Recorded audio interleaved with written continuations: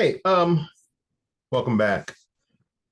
If you ever thought that it wasn't a cultural battle, then that's why you don't understand what happened last week.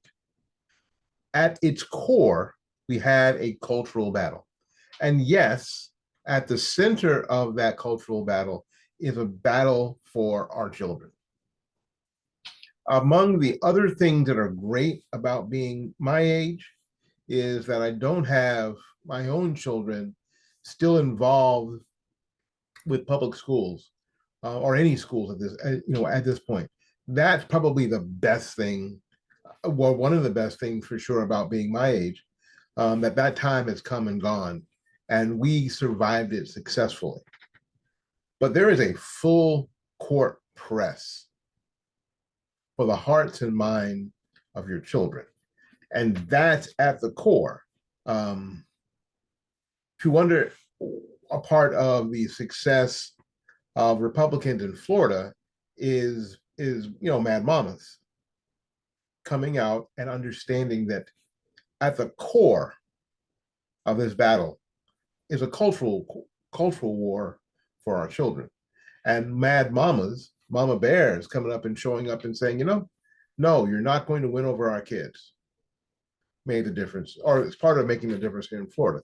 Now, and if you don't believe me, your boy who slept with the Chinese spy, Eric Swalwell.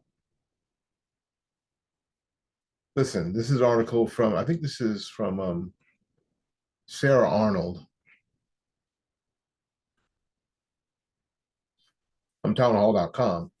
She writes, parents, next time you think about voting for Democrats, remember most of them think that you shouldn't have any say in your child's education. Now, we have talked about this before. Representative Eric Swalwell, Democrat from California, used his Twitter account to call out parents who think they should have a right to know what their kids are learning in school, saying that it's stupid for parents to be in charge of their education. He writes, please tell me what I'm missing here. What are we doing next? Putting parents in charge of their surgeries? Yes.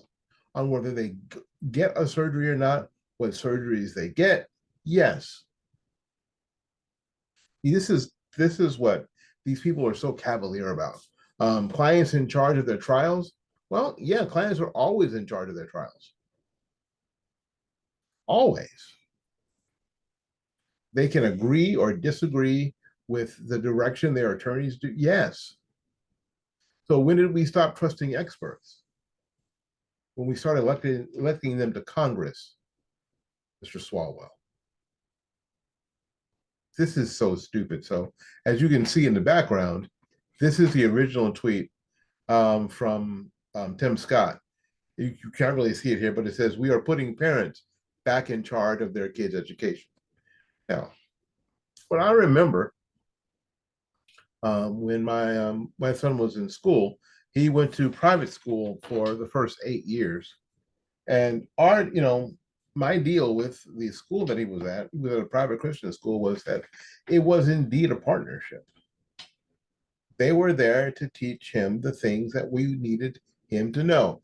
The obvious things like English, math, social studies, science, those things, physical education, those things that we needed him to be good at. We also chose a Christian school because there would be a Christian flavor to it, making sure the Bible was involved and Bible verses and Bible verse memorization were involved. We knew that that would be the groove, and we wanted that. So we paid for it. Now, when he transferred to public school, we wanted all of the same stuff, knowing full well there wouldn't be any Bible verse readings and memorization, and there would not be a Christian groove about it. We knew that going in. That was our responsibility. Again, the parents were in charge of their kids' education. So Representative Swalwell, yes, parents should be in charge. Parents should lead. Yes, and not just send our kids off to these schools like we send our dry cleaning away. Because what we've seen is that that's a methodology that does not work. It does not work for parents. It does not work for kids. It does not work for society. It doesn't work, sir. Like sleeping with Spanish spies. It's a methodology that has failed us, as you have failed us.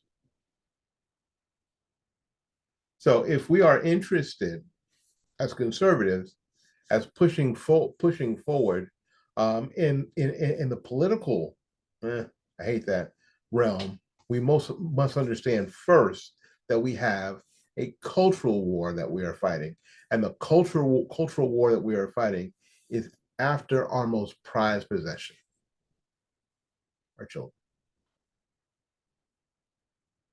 Don't give up the fight. The fight starts at the school board. This is why they tried to make some parents akin to domestic terrorists, because they know that that's where the main fight is too. The main fight is at the school board. The main fight is at your kitchen table, at your dining room table, in your kid's room. What you are allowing them to see on their computers, and more importantly, and this is really hard to see, on their phones, what you're allowing to happen, what you're allowing them to say to you out loud. Parenting is hard, and it's not getting any easier. But it is the most important thing that we can do if we are interested in saving the republic. Now, I know that it seems a long way off, a long way removed from Donald Trump and Ron DeSantis and Washington, D.C., and ballot harvesting and all that stuff. But the key has always been what's happening in our homes. Let me finish this up. A long time ago, I was at home. I was in college with my roommate Ted, and we were having a conversation. We were sitting down having a conversation. Imagine that. Two people actually sitting down talking. And he asked me about racism. My roommate's white, and still is one of my best friends. I mean, after all these years, more than, I don't know. I've known him longer than I've known any other adult. I thought about it. That's in my family, but all my close family, my mom, my dad, my grandparents, have all passed away. And I've not been in contact with a lot of my other family. So I can say that I've known him longer than I've known any other adult in my life. And we are great friends. And I said to him that there's nothing that anybody can do. It must be solved one household at a time, one child at a time. It's going to be a long, arduous process that's going to fail, because people, and I've learned that people suck. There will always be bigotry. There will always be jealousy. There will always be envy. There will always be racism of some sort. But if you're going to push towards a better society, people better raise their children. My other friend, John Jernigan, said, don't let other people raise your children. Don't let the school raise your kids. Don't let daycare raise your kids. Don't let TV raise your kids. Don't let TikTok raise your kids. Don't let Facebook or Instagram or Snapchat raise your kids. Don't let the school system raise your kids. You have to raise your children. Yes, Representative Swalwell, we are interested in putting parents back in charge of their children's education. We are. My name is Willie Lawson. This is the Morning Report. We'll be back right after these messages. You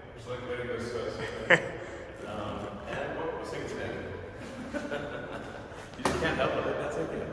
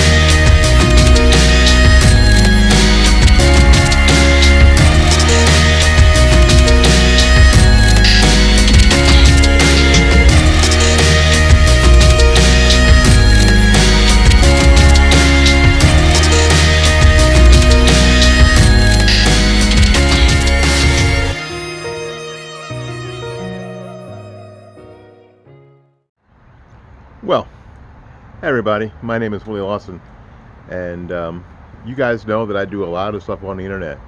And you may think with what's happening on Twitter and what's happening on Facebook and what happened to Parler that the mainstream social media sources are really trying to rid themselves of conservative voices.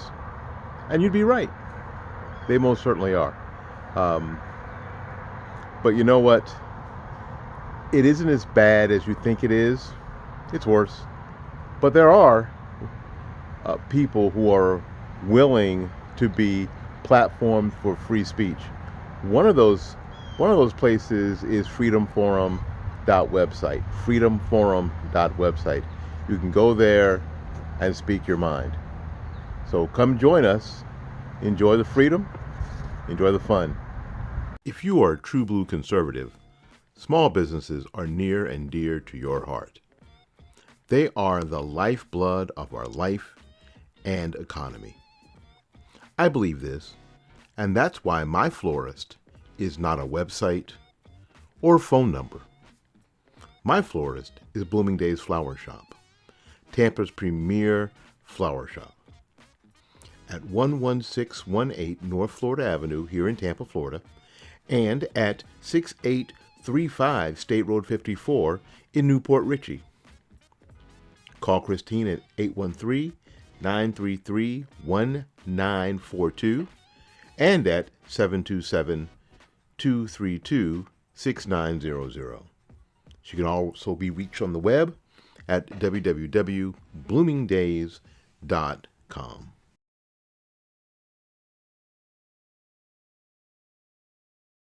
One of the things that I get asked most is where can I get information that is not tainted with liberal bias, especially here in the Tampa Bay area. Well, now I have the answer. tbctampa.com, a website by and for Tampa area conservatives. Tampa's leading conservative voices speak freely at tbctampa.com. And you can too. So join the fun and enjoy the freedom at tbctampa.com.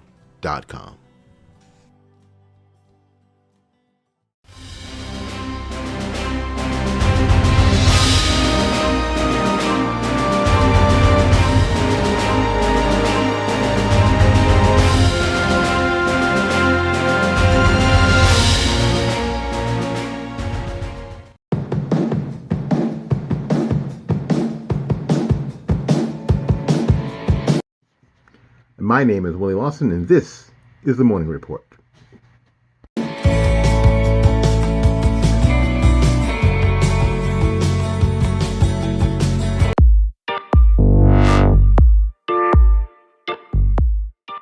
So is it okay now, because it was, during the Trump administration, it is okay to talk about the president's...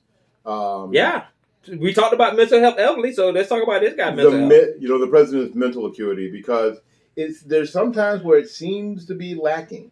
Have you seen? Sometimes. Yeah, sometimes. Sometimes it's especially bad. I'm talking about sometimes it's like really bad. Like, have you seen the picture? I was told not to take any questions.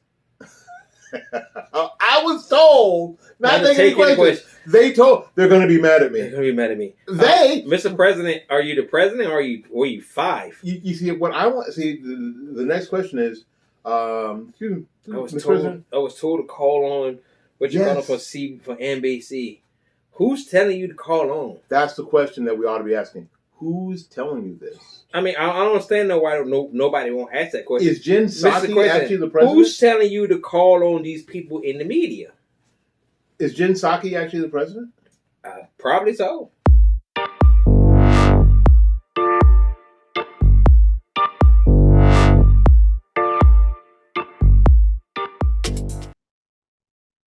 All right. Welcome to the Morning Report. Again, my name is Willie Lawson, and the Morning Report is a production of fightbackmedia.com, fightbackmedia.com, fightbackmedia.com, and fightbackmediatv.com. Over here, which way? That way. Over here is Mehmet Oz, Dr. Oz. Dr. Oz was running for Senate in the state of Pennsylvania. Dr. Oz lost that race to John Fetterman, a former mayor of a small town in Pennsylvania that recently suffered a stroke. So what we're talking about, and not trying to be ugly about it, is that Mehmet Oz lost to a stroke victim. We've said a lot of times here that it looked like John Fetterman, what he should have been doing is recovering and not running for Senate. It didn't seem to an average or reasonable person that Fetterman was going to win that race because he's a stroke victim. And he's not a stroke victim from 5 years ago. He's a stroke victim from May. So let's do the postmortem. What happened? Was there ballot harvesting?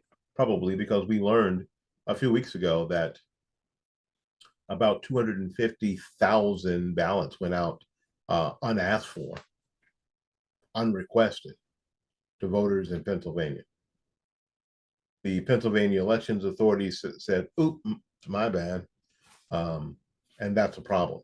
Now we're going to talk about today, because I think that we like to play with words and terms, and we like to do that to our own benefit.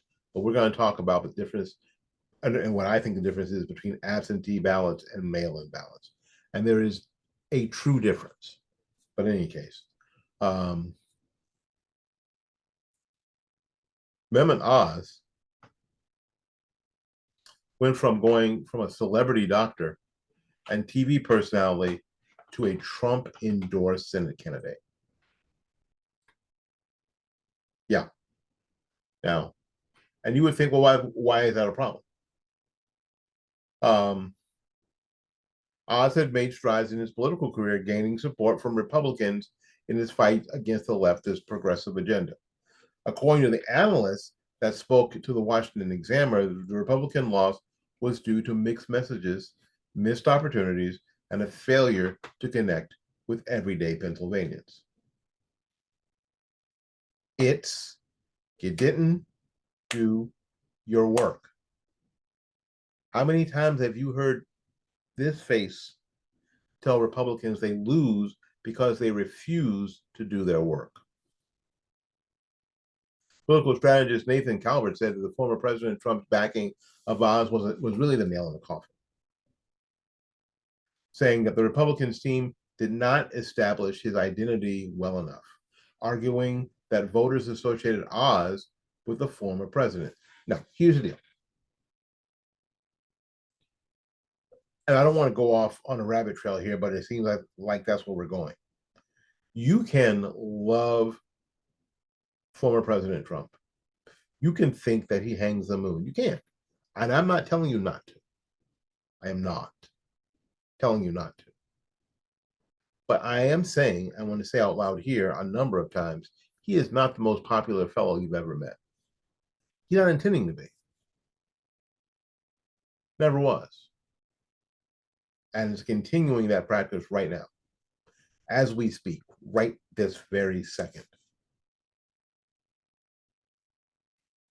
So if people are attached to Trump, they're also attached to the negativity of Trump. The cringiness of Trump, however you want to name it, however you want to talk about it, it attaches them to that.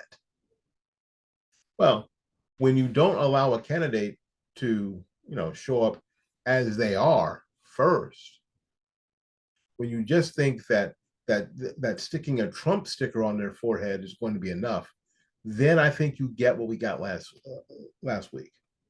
Because here's what you have with Mehmet Oz.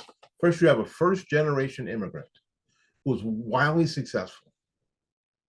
Potential first U.S. Muslim U.S. senator. Graduated from the University of Pennsylvania, has a degree from Wharton. And so you took this resume, wow, what a great candidate, ought to be rocket.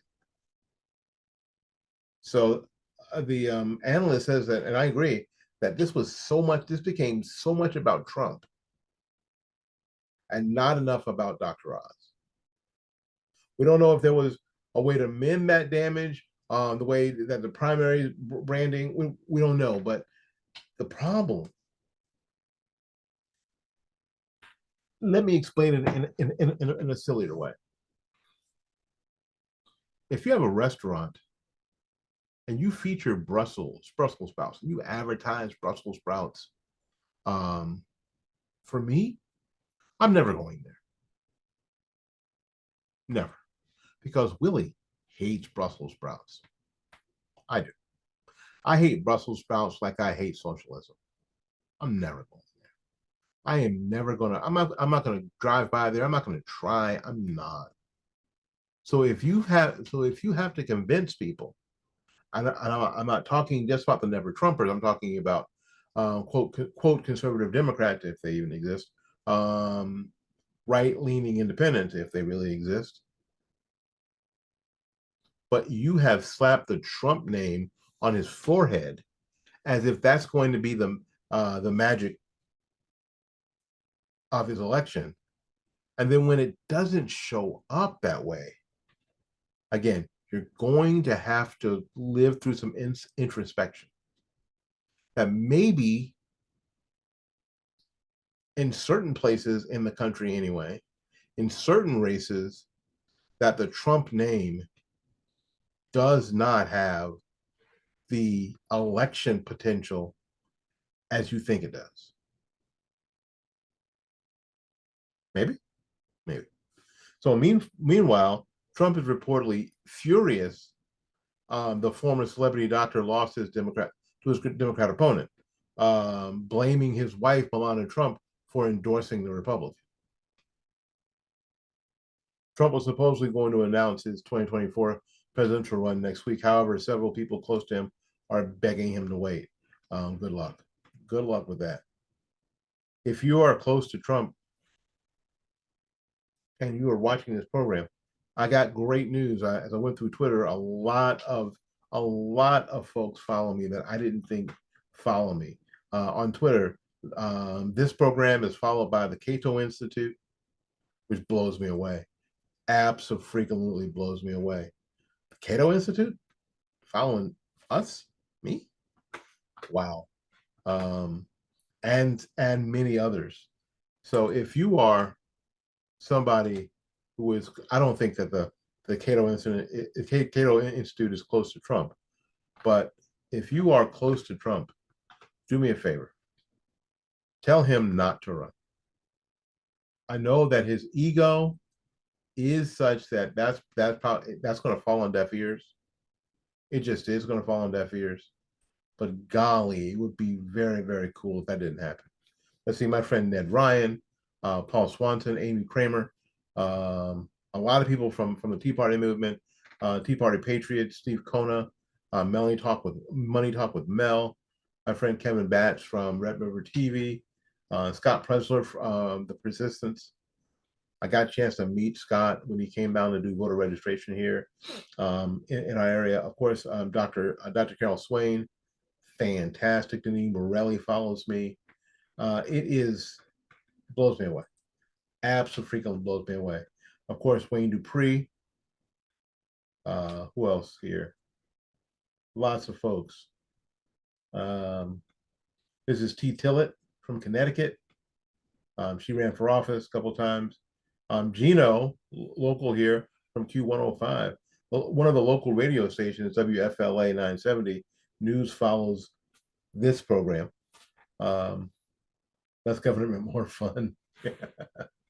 Yes, indeedy. Ruth Peterson. There's a bunch in here that follow me. Dinesh D'Souza follows this program. So Talk Radio Gold Newswire follows this program. So if you are a Dinesh D'Souza fan and you don't follow us on Twitter, Dinesh D'Souza follows us. So why not? Lifenews.com follows us, of course, because we are pro-life. High Plains Pundit follows us. Again, all sorts of people, as I'm looking through this, that I was just checking it out, thinking, wow, well, News Radio, WFLA, the Cato Institute, Andrew Malcolm, the Free State, townhall.com follows us. Freedom Works, PJ Media. I'm blown away. I am absolutely blown away. I don't have a lot of Twitter followers. We don't have that many Twitter followers, but you know what? We got some doggone good ones. But here we go. If indeed you don't want to repeat of 2022, you're going to have to think about 2024 much differently. I don't know if some of you are ready to do that. I know that I'll be having this discussion among some of my friends, here in my own community. And I'm ready for it. I'm ready for it. I'm ready to have a discussion here. So if you've got disagreements with what I'm leaning towards, just drop a comment in the comments here on YouTube or on Rumble. Be happy to talk it out with you. Gladly happy to talk it out with you. All right. Take a little break. We'll be back with more of the program right after these messages.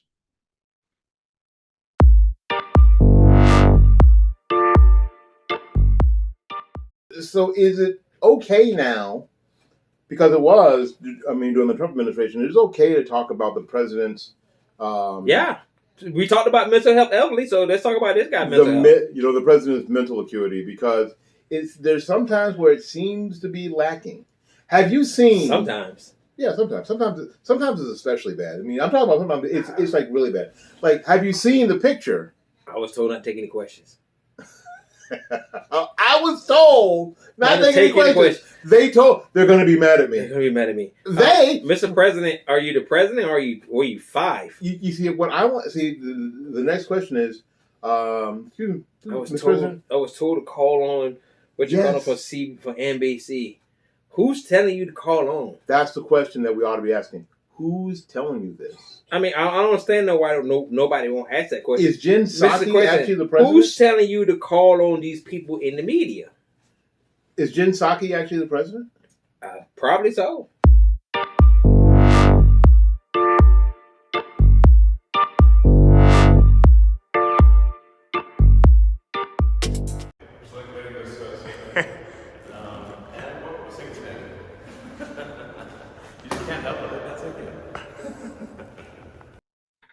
Hey, y'all, welcome back. My name is Willie Lawson. This is The Morning Report. The Morning Report is a production of fightbackmedia.com, fightbackmedia.com, fightbackmedia.com, and fightbackmediatv.com, which was that you are doing great this glorious day. Behind me is Kari Lake. Kari Lake is a gubernatorial candidate for the state of Arizona. The general election was last Tuesday on November 8th. And for one reason or another, that election has not been called. I know it was 2022. I have tweeted that it seems incredible that in 2022 that we can't count those votes in a expeditious manner. So I started to wonder, well, how many votes are there? I mean, Arizona is not as big as New York City. Arizona isn't as big as Florida. So I Googled and went to the Arizona Secretary of State office website, where they show me that there are about 200,000 more Republicans registered to vote than they are Democrats. Republicans outnumber Democrats 34.67% to 30.66% among registered voters in Arizona, with another 33.8% being other. It doesn't break down what other is. 0.78% libertarian, for a total of 4,143,929. registered voters. Now, I don't think for a second that all these people cast their ballots. Do you? Of course not. Of course, you don't think that 4.1 million people cast ballots in the gubernatorial election in Arizona. But if they had, let's just be super phantasmagorically optimistic and say they had 70% turnout. It still should not take as long as it's taken to count ballots in the state of Arizona. I just can't believe in 2022 that it would take 7 days. I'm sorry, I don't buy it. I don't buy it. And you know what? Neither do a lot of other people. A 70% turnout would be 2.9 million votes.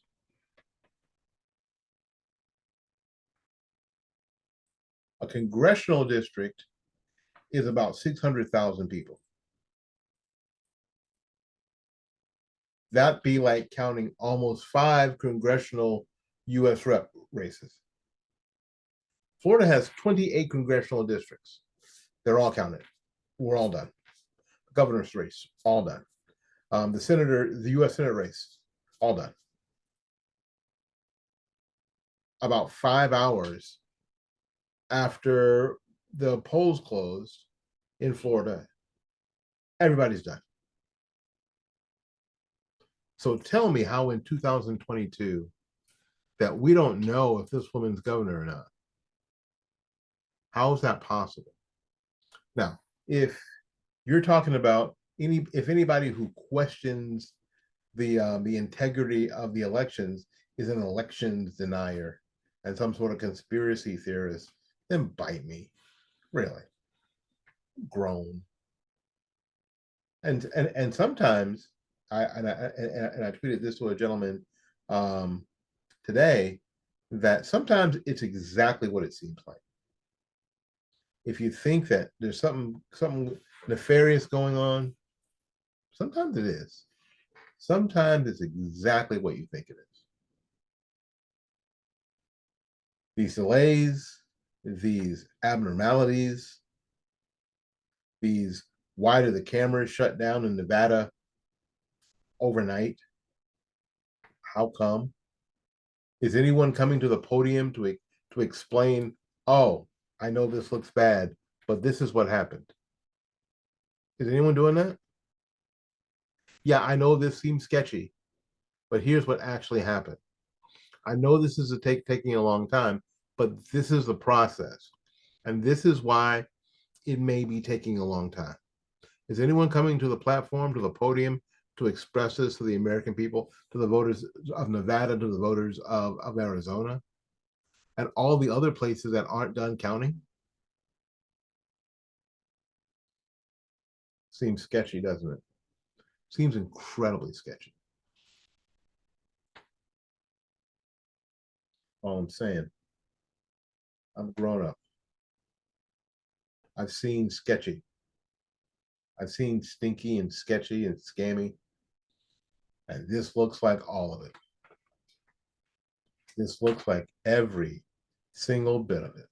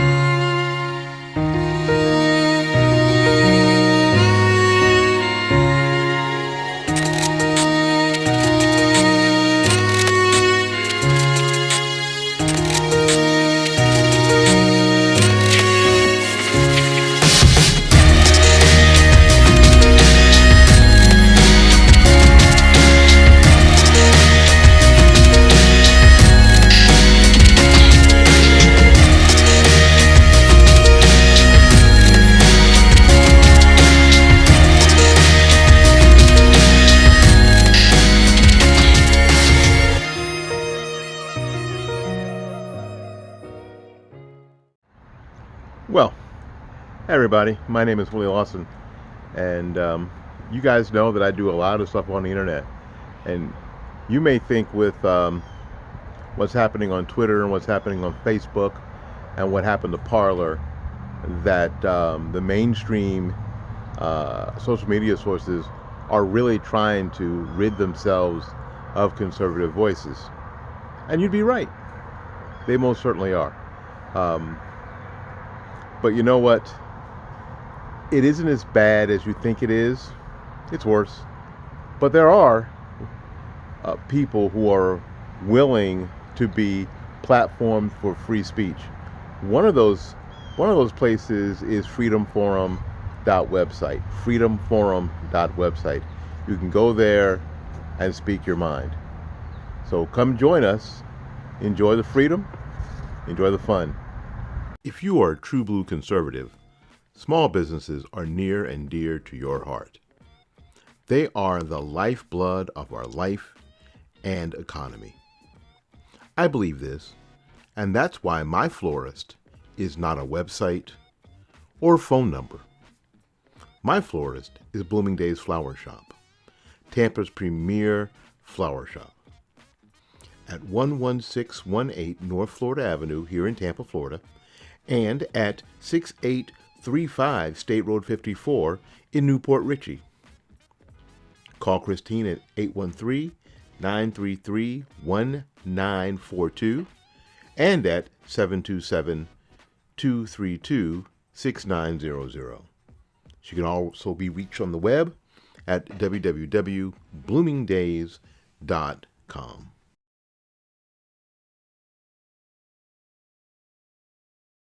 One of the things that I get asked most is where can I get information that is not tainted with liberal bias, especially here in the Tampa Bay area. Well, now I have the answer. tbctampa.com, a website by and for Tampa area conservatives. Tampa's leading conservative voices speak freely at tbctampa.com, and you can too. So join the fun and enjoy the freedom at tbctampa.com.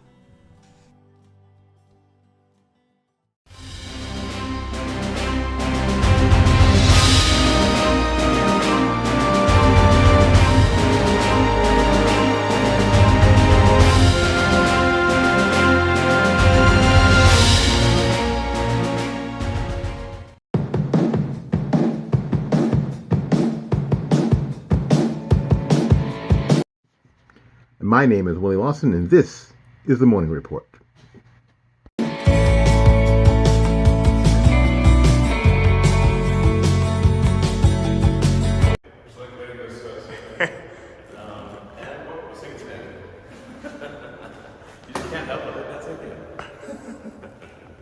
Hi, my name is Willie Lawson. I am the chief bottle washer, cook, janitor, drinker of water of the Morning Report at Fight Back Media.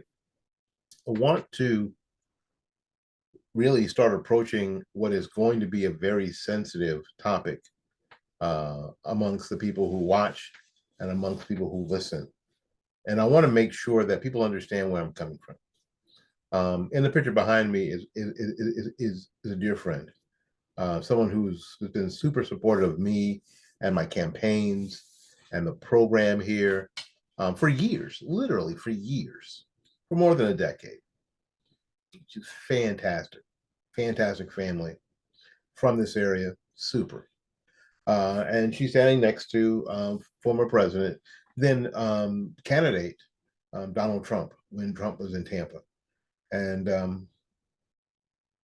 it was an exciting event, no doubt. Trump knew how to get a room going. He just did. He had all the stuff. He could do all the things. Sometimes I think there are people who are up and around and made for specific times. a specific time, a specific period of time. And that particular piece of, period of time may or may not last. I know that some of you are already ahead of me, but this is something that I've always believed. When we're talking about Trump before and all the foibles and all the cringiness of Trump, all the baggage of Trump. First of all, people were saying, well, Trump's, just recently a Republican, right? Trump's just a Republican. Trump's mentioned that if he ever ran for president, he'd be a Republican because Republicans are the easiest fooled. I believe that Republicans are the most hopeful and thus the most easily fooled.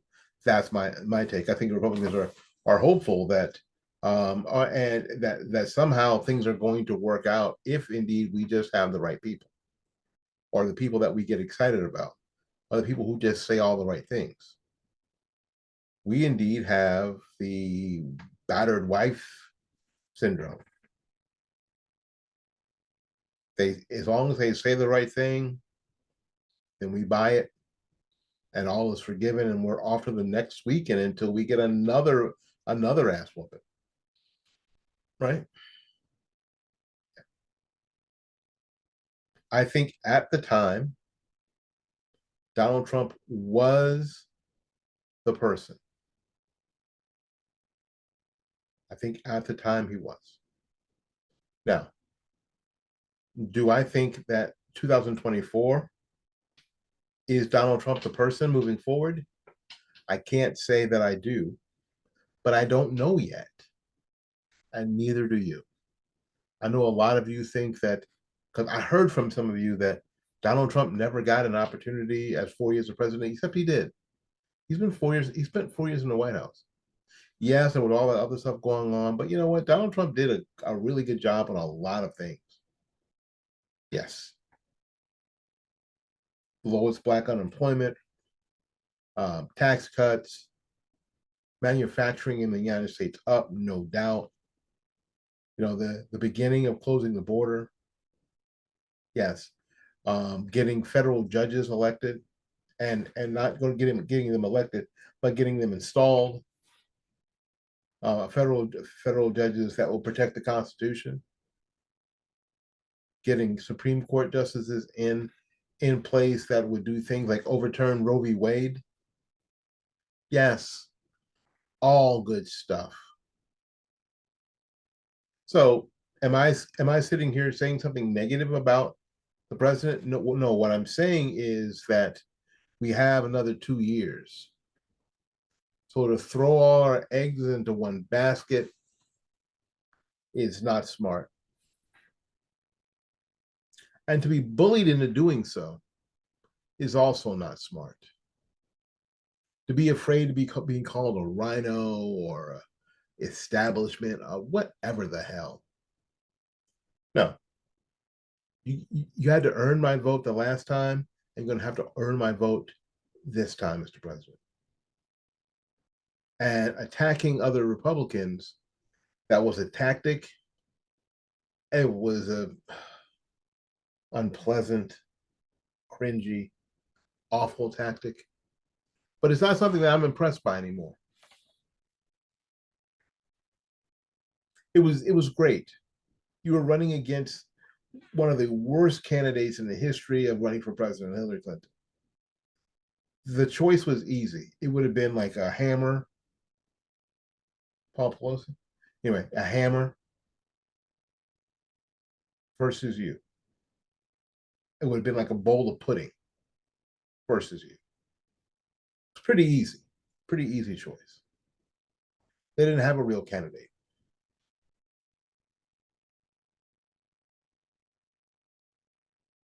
In 2024, sir, you may have real opposition. I've always been a fan of governors because they've kind of done the same presidential thing on a smaller scale. The 2 houses of Congress and handling emergencies in their state, that kind of thing. Maybe. I'm not worried about the Democrat side. Most of them are terrible and they suck. Not worried about Gavin Newsom. He's a lightweight. Not worried about people like, I don't know, Mayor Pete, another lightweight, panty waist. Most of the people on the Democrat side, Beto O'Rourke, panty waist. But now on the Republican side, it seems like there might actually be people to consider. And we should do that. We should do our due diligence. We should be a party of ideas, not slogans. We should be a party of policy and not personalities. And then we'll see where it falls. You know, Jeb Bush, low energy Jeb Bush, looked at you at a debate and said, "You can't insult your way to the White House." Apparently you did. But I think that that's one of those trick plays that you only get to do once. What do y'all think? What do y'all think?